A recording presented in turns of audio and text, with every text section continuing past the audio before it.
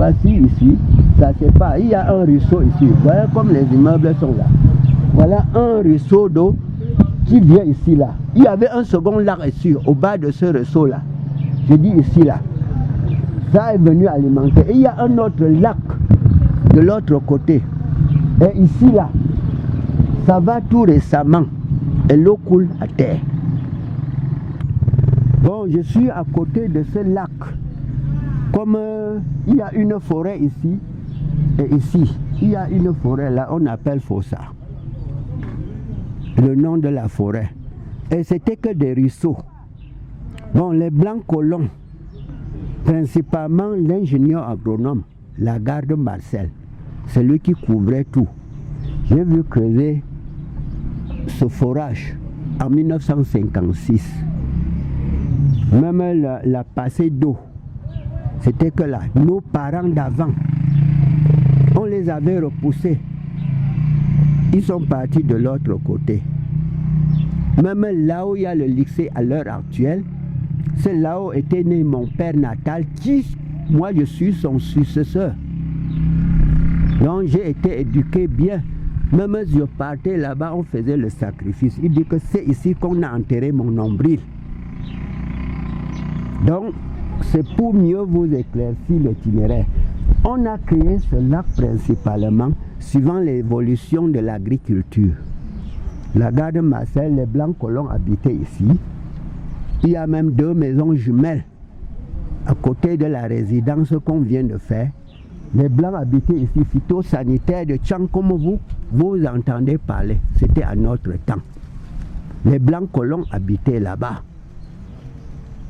Donc c'est pour mieux vous affirmer l'itinéraire de la vie. Le lac-ci, on a jumelé, c'était le ruisseau. Principalement, ce lac servait, les blancs colons étaient là.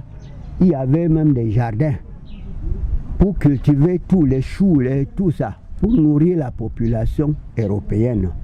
Les hommes blancs, les choux, tous les carottes. Et alimenter même là où on gardait les bœufs. Hein, pour l'alimentation de fumier qu'on enlevait. Je dis sur cela. Même on venait même acheter dans le temps même les fumiers pour alimenter les produits. Principalement, ça ne se dissout pas. Même les eaux en saison sèche à l'heure actuelle. La population s'alimente sur le premier réseau de l'eau qui coule au niveau du sol, sur les pierres. Même vous-même, vous pouvez aller voir tout ça, l'eau coule. Tous ceux qui vivent ici, même moi je bois l'eau là-bas, l'eau pure. Alors, chers téléspectateurs, nous sommes allés chercher pour vous les raisons pour lesquelles le lac 8 de Tchang tire déjà sa révérence. Il savait que cette source est la naissance même du lac 8 de Tchang depuis 1956. De nos jours, ce lac tire déjà sa révérence puisqu'on constate que les activités humaines ont causé clairement sa perte. L'érosion des carrières de sable est la raison principale de la disparition du lac 8 de Tchang, créé par le français Marcel Lagarde. Sur 12 lacs au départ, seuls 2 sont vivants de nos jours. Le lac municipal qui est le principal point d'attraction de la cité climatique et le lac 8 qui tire sa dernière révérence. C'est un grand lac, moi avant ma naissance il y avait ce lac. Moi-même je suis né quand il y avait ce lac. Et c'était le plus grand lac. Après, avant qu'on ait créé le lac municipal, c'était le grand lac.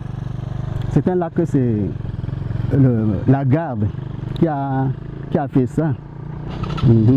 Mais aujourd'hui, les gens sont en train de remplir. Donc, moi j'ai trouvé le lac, mais aujourd'hui c'est presque inexistant par rapport à l'avant.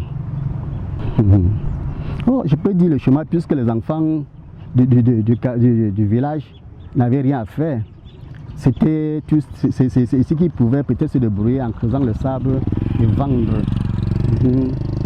C'est après qu'on a créé la carrière qu'ils ont abandonné le sable ici chez nous.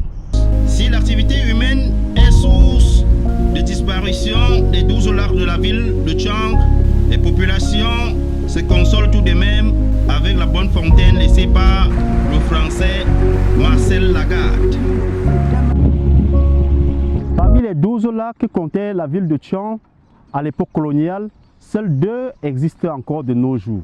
Et parmi les 2, le lac 8 que vous voyez à l'image tire déjà sa dernière révérence à cause de l'activité humaine. Ici, Zéphirin Kitio, Valdo Sewe pour Tchang News Télévision.